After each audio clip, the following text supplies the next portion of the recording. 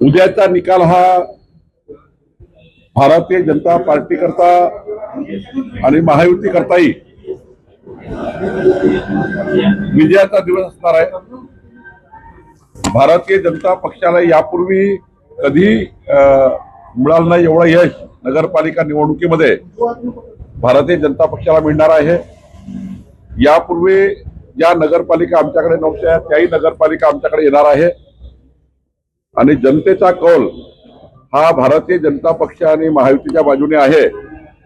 जेव्हा प्रचाराच्या वेळी आम्ही बघितलं तर मतदाराचा कौल सुद्धा भाजपाच्या बाजूने आहे, त्यामुळे मोठा विजय होणार आहे। राष्ट्रवादी हा पक्ष जो आहे अजितदादा गट काही ठिकाणी भाजपसोबत तर बऱ्याच ठिकाणी शरद पवार गट किंवा जिथे जमेल तिथे त्याच्यासोबत आघाडी करण्याच्या तयारीत आहे। महानगरपालिका निवडणूक अजितदादांना त्यांच्या पक्षाचे अधिकार आहेत आणि त्यामुळे त्यांचा निर्णय माननीय सुनील तटकरेजी, प्रफुल्ल पटेलजी आणि अजितदादा घेतील।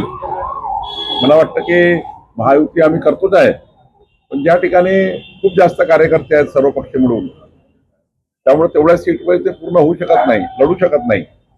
अशा वेळी मात्र वेगवेगळा लढण्याचा काही ठिकाणी राष्ट्रवादी, काही ठिकाणी आम्ही तर महायुतीत लढतोय, शिवसेना भाजपा, पण ज्या ठिकाणी खूप जास्त संख्या होते त्या ठिकाणी मात्र मित्र मैत्रीपूर्ण लढत होईल आणि त्यामुळं ज्या ठिकाणी मैत्रीपूर्ण लढत होईल त्या ठिकाणी मात्र आम्ही कुठलेही मनभेद होणार नाही, असं कुठलंही वक्तव्य आणि निवडणुकीमध्ये असं कुठलंही कार्य आमच्याकडनं होणार नाही। मुंबईमध्ये भाजप 102 जागांवर आणि शिवसेना 48 जागांवर लढेल अशी शक्यता आहे आणि भाजप मोठा भावाच्या भूमिकेत मुंबई महानगरपालिकेत असं बोललं जातं। नाही, आता तिथे 2 दिवसाच्या आतमध्ये आमचे सर्व मुंबईची कोर कमिटी, शिवसेनेची कोर कमिटी बसून याबाबतचा अंतिम निर्णय करणार आहे।